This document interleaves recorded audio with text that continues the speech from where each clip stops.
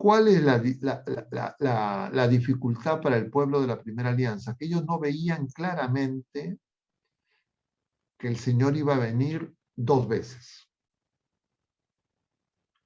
Entonces ellos no tenían claro a pesar de que estaban en la revelación de los profetas, pero no era tan claro. Ellos no tenían claro que el Señor iba a venir primero en la humildad de la carne y luego con toda su gloria y majestad.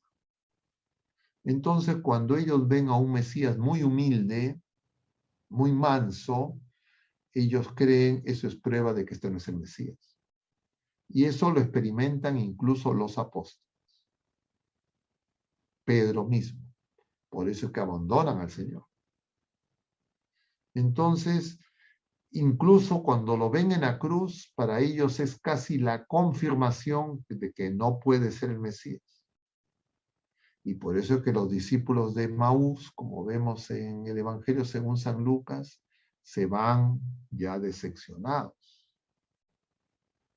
Y es que el Señor les tiene que recordar las Escrituras y enseñarles para que descubran que va a venir 2 veces. La primera vez como el siervo de Yahvé, según los cánticos de Isaías, y en una segunda ocasión ya con toda su gloria y majestad a juzgar. Entonces, en esta primera etapa de la historia en la que nosotros estamos, antes de que acabe la vida presente, mientras que peregrinamos en esta vida, nosotros una y otra vez el Señor nos ofrece la oportunidad de empezar de nuevo y de darnos cuenta si es que verdaderamente estamos siguiéndolo a Él o hemos caído en alguno de los engaños, en alguno de los pecados que nos hacen apartarnos de Dios muchas veces sin darnos cuenta. Entonces, en la época presente, especialmente después de la Revolución Francesa, consecuencia de la ilustración de la Revolución Francesa, que es la idea, la ideología de un mundo sin Jesucristo. Como hemos dicho en otras ocasiones, la Reforma Protestante es un planteamiento que, en resumen, lo que dice es Jesucristo sí, Iglesia no.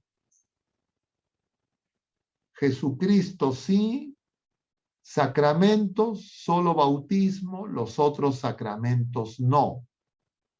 Porque a Lutero se le ocurrió que el bautismo era obra de Dios, pero los otros 6 sacramentos eran obra humana, obra de la ley, a pesar de que en la escritura, que él supuestamente decía que era sola escritura, habla claramente de los 7 sacramentos.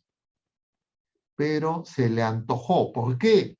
Porque creía que esos otros sacramentos producían, diríamos, un poder excesivo en los clérigos, en la iglesia, y que la manera de bajarle la llanta a la iglesia era dejar solamente a los bautizados, desaparecer el sacramento del orden, el sacramento del matrimonio y quedarse solo con el bautismo. Esas ideas de Lutero no han desaparecido.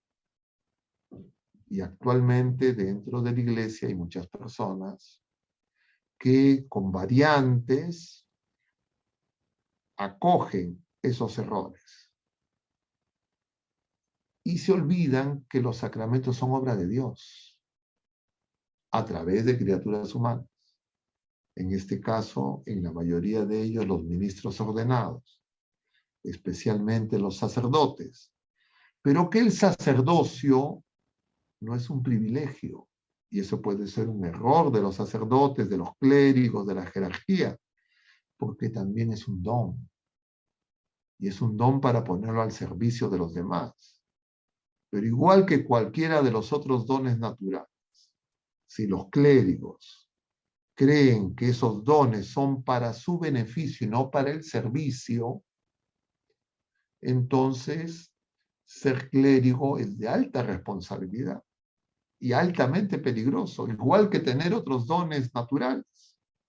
En este caso, estos dones, estas potestades espirituales que el Señor concede a su iglesia a través de estas personas, como el que les habla.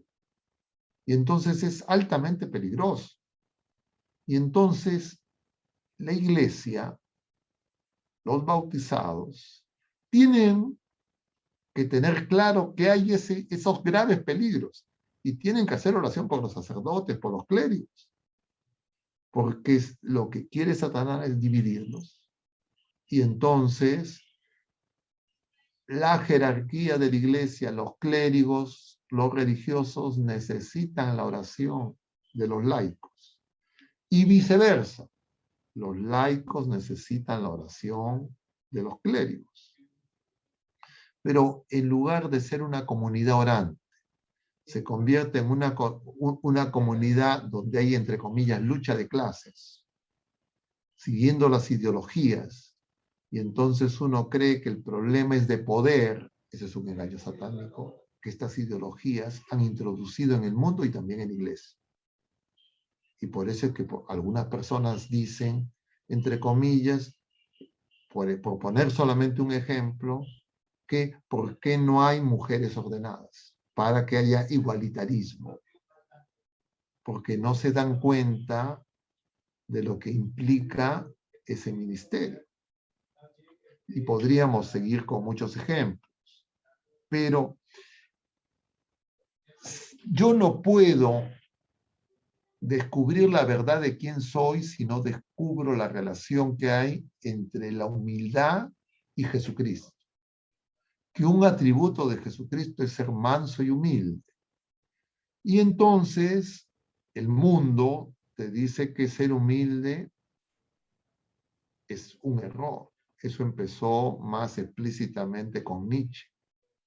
Y entonces la psicología y todos estos hablan, entre comillas, de la baja autoestima, de la depresión, que es consecuencia justamente de que la gente no sabe cuál es la verdad del ser humano.